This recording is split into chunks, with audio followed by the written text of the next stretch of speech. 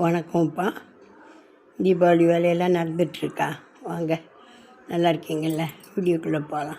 இன்றைக்கி தோட்டத்தில் 2 புடலங்காய் காய்ச்சிருந்தது.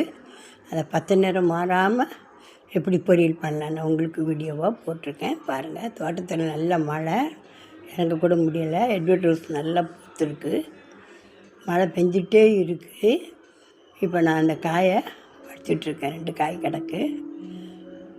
குட்டை புடலங்காய் தான் இது. பறிச்சிட்டு இருக்கும்போதே மழை ஆரம்பிச்சிட்டு ஏதோ வேகமாக பறிச்சிட்டு உள்ளே வர்றேன் பாருங்கள். இப்போ இந்த புடலங்காயை நல்லா தோல் சீவிட்டு, இந்த மாதிரி நல்லா தோல் சீவி வாஷ் பண்ணிவிட்டு, இந்த மாதிரி யூனிக்காக ஒன்று போல் எந்த காய் வெட்டினாலும் ஒரே சைஸாக இருக்கணும்.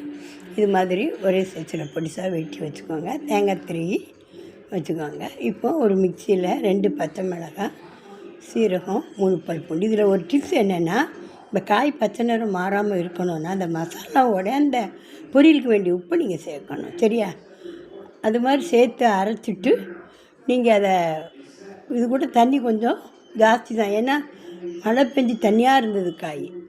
நீங்கள் அதை ஒரு விசில் கொடுங்க, ஒரு விசில் தான். உடனே ரிலீஸ் பண்ணிடணும். அதுவும் கேஸ் போகணுன்னு நினைக்கக்கூடாது. நம்மளே அதை உடனே ரிலீஸ் பண்ணிடணும். ஒரு விசில் தான். உடனே ரிலீஸ் பண்ணிட்டீங்கன்னா அதுக்கு அந்த கலர் பார்த்திங்கன்னா அதே கலரில் இருக்கும். பீன்ஸு கேரட்டுன்னா கூட ஒரு விசில் கொடுக்கணும், ஆனால் உடனே ரிலீஸ் பண்ணிடணும். அதுவாக கேஸ் அடங்கணும்னு நீங்கள் நினச்சிங்கன்னா கலர் மாறிடும். பார்த்தீங்களா? அந்த கலர் கொஞ்சம் கூட மாறி இருக்காது. நல்லா வெந்துட்டு ஒரு விசில் ரிலீஸ் பண்ணிட்டேன் உடனே. நல்லா இருந்தால் ஒரு 5 நிமிஷம் கூட எடுத்துருக்காது. இது விட மழை தண்ணிங்கிறதுனால கொஞ்சம் தண்ணி, காயிலே நிறைய தண்ணி இருக்குது. இதை விட நீங்கள் குறையா கூட தண்ணி ஊற்றிக்கலாம். பொரியலுக்கு எப்போவுமே எண்ணெய் கொஞ்சோடு சேருங்க, நிறைய எண்ணெய் வேண்டாம். கூட்டுக்கிட்டுனா நம்ம நிறைய எண்ணெய் ஊற்றலாம். பொரியலுக்கு 1 ஸ்பூன் தான். கடுகு, கருவேப்பிலை போட்டு தாளித்து விடுங்க. தாளிச்சிட்டு தேங்காய் திருவி போட்டிங்கன்னா சூப்பரான புடலங்காய் பொரியல் ரெடி ஆயிரும்.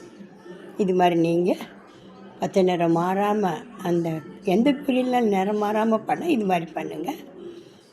தேங்க்ஸ் ஃபார் வாட்சிங்.